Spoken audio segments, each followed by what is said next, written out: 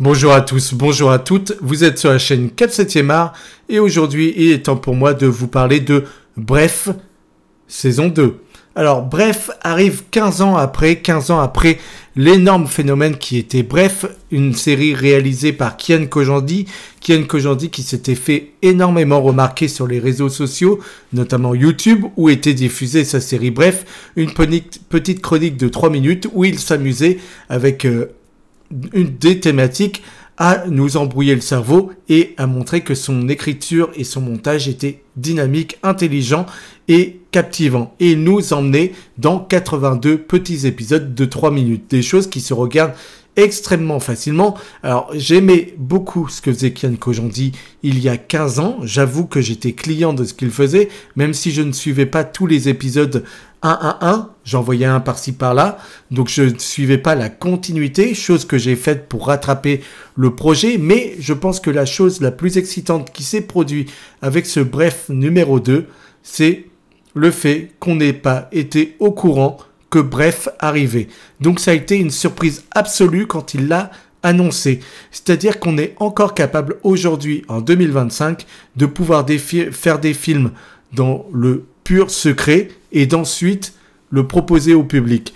On n'a pas besoin d'avoir tout le temps quelqu'un qui prenne tout en photo et qui nous dévoile le costume qu'aura l'acteur, l'intrigue, tout en avance. Ici, on a été caché de tout et c'est peut-être ce qui fait pour moi la vraie excitation de ce projet et je pense que ça fera également la curiosité du vôtre. Mais voilà, moi c'est réellement quelque chose que j'appréciais. Bref, numéro 1, j'avoue que je trouve que son écriture était très bonne, mais que dire?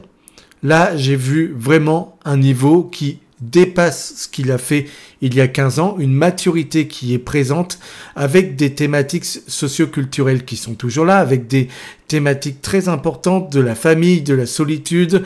Voilà, c'est un Kian Kojandi qui a vieilli et il nous parle de celui qu'il est devenu et du regard qu'il a différent de celui qu'il était il y a 15 ans.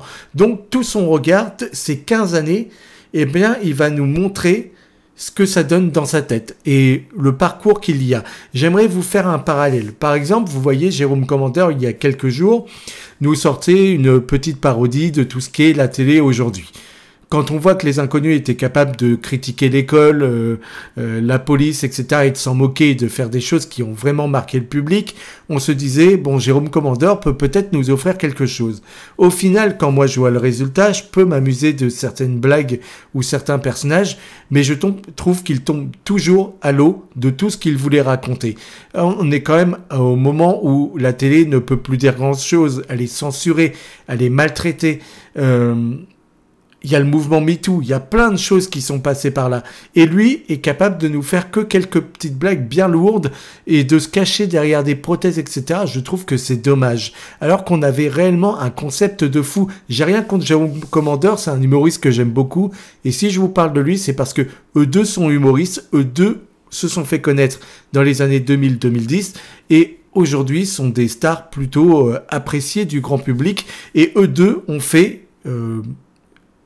se sont fait entendre avec deux propositions bien différentes en l'espace d'un mois. Et aujourd'hui, je trouve que, même si c'est pas la même chose, Kian Kojandi a vraiment une réflexion et une maturité qui est excellente sur ce projet, là où le projet de Jérôme Commandeur, pour moi, loupe quasiment tout ce qu'il aurait dû pouvoir proposer aux spectateurs.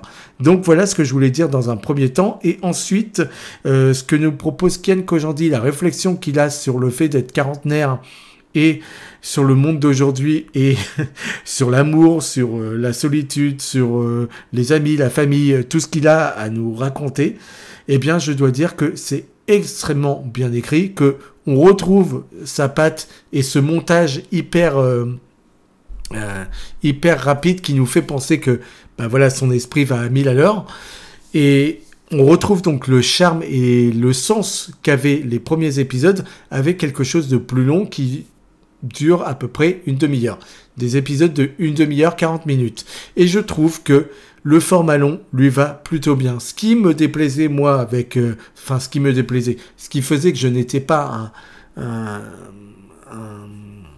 un fan absolu de la première heure, c'est justement le petit format. Le petit format faisait que je n'avais pas le temps de m'attacher réellement à tout ce qu'il me racontait, ou alors j'étais frustré d'en avoir si peu. Le fait que les épisodes là sont plus longs, on a le temps de réellement nous raconter une histoire, nous poser un contexte, nous montrer ce que sont devenus les personnages, et ensuite de creuser le sujet qu'il veut nous raconter. Chaque épisode va rentrer dans un sujet bien précis. On va avoir des épisodes qui vont être plus drôles, qui vont être plus sur l'émotion, etc. Chaque épisode cible très bien ce qu'il a envie de nous raconter et c'est exactement comment le raconter avec des guests juste fous, alors qu'on passe de McFly et Carlito qui ne sont pas les guests que j'apprécie mais qui font le taf parce que ils sont là pour un petit moment et il le joue correctement, qu'on ait Alexandre Astier que je vénère ou encore Jean-Paul Rouve qui joue un personnage juste délicieux, à Laura Felpin qui est une actrice que j'aime énormément, eh bien je trouve que la série sonne toujours juste. Et le premier épisode ne fait que le confirmer. Bref est de retour. D'ailleurs, il est de retour en clair sur YouTube. Il vous est proposé pour qu'ensuite, si vous n'avez pas Disney+, vous puissiez prendre l'abonnement pour découvrir la totalité de cette nouvelle saison. Mais bravo Kian Kojandi parce que le travail est remarquable et le fait de faire des épisodes plus longs permet de creuser beaucoup plus sa réflexion, d'amener beaucoup plus d'empathie et de maturité à son propos. Et c'est avec beaucoup de respect que je dis qu'il a été beaucoup plus loin que ce qu'il n'avait fait dans son premier tout, qui était son bref, la totalité de son travail jusque-là. Donc j'ai envie de dire bravo parce que c'est vraiment à la hauteur des attentes. Et on ne l'attendait pas, c'est ça qui est formidable. On ne l'attendait pas. Bref, numéro 2 n'était pas attendu, on n'y croyait pas. Et ça arrive ici, comme un cheveu sous la soupe, une belle surprise pour la Saint-Valentin. Et j'ai envie de vous dire que oui, vous allez être gâtés. Parce que oui, c'est du très très haut niveau. Et oui, Kian Kojandi redevient le maître de cet univers. Il n'y a pas à dire, il a une écriture remarquable. J'adorerais avoir le quart de ses idées de mise en scène, de montage, comment il amène plusieurs Kian Kojandi à l'image, comment il se montre petit, en pleine évolution pour montrer tout ce qu'il est devenu avec le temps, que ce soit la perte de ses cheveux à aujourd'hui. Il y a des moments très drôles où il est dans le refus. Il n'accepte pas la réalité et pourtant elle est bien là, elle est devant lui. Et quand il parle, je sais pas moi, de Malacopagnax ou de choses comme ça, pour montrer les gens qui souffrent de la solitude et le moment où on est prêt justement à avancer, où cette fois-ci on y croit, il y a des moments qui sont purement du génie à comment il amène le sujet. Et c'est des vrais sujets de société, c'est un vrai mal-être que tout le monde peut reconnaître. Donc tout le monde peut s'impliquer dans les épisodes de Kian Kojandi et tout le monde peut réellement en rire. Et c'est peut-être ça qui fait la force, c'est qu'on se reconnaît tous un petit peu dans ce qu'il raconte. Et c'est là où moi je trouve qu'il a une écriture remarquable. Kian Kojandi fait 6 épisodes qui sont à tomber par terre, qui sont sur Disney+, et je ne peux que vous inviter à les regarder parce que oui, on se rêverait peut-être d'un bref sur grand écran. Pourquoi pas un jour? Le cinéma, voilà de quoi regorge l'œuvre de Kian Kojandi. Qu'on puisse penser à des concepts visuels comme la rupture, qu'on puisse penser également à des questions de point de vue. Tout est question de point de vue et de réflexion.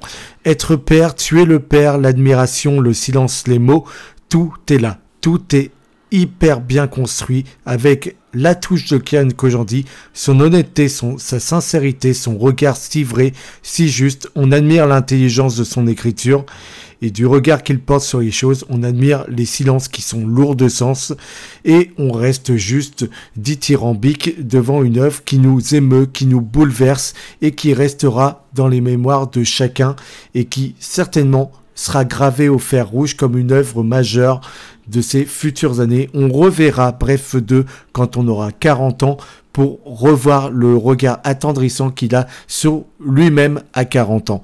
On voudrait que Kian Kojandi revienne à 50 ans pour pouvoir avoir un regard si aiguillé encore sur les choses. Mais merci pour une œuvre aussi singulière, aussi honnête, aussi vraie, aussi belle et avec autant de cinéma. N'hésitez pas à aller le regarder Bref numéro 2, à revoir Bref numéro 1, puisqu'il y a beaucoup de références qui sont faites avec cette deuxième partie, donc il faut quand même avoir une base solide pour s'attaquer à celle-ci, mais je vous assure que ça vaut le coup. Donc vous pouvez me retrouver bien évidemment bientôt pour parler de films et de séries. Vous pouvez vous abonner, me faire part de vos retours, me donner la force avec un abonnement, un soutien, un petit message, et puis on se retrouve très vite, comme d'habitude, pour parler de 7e art, pour parler du cinéma. Pourquoi parler d'autre chose ?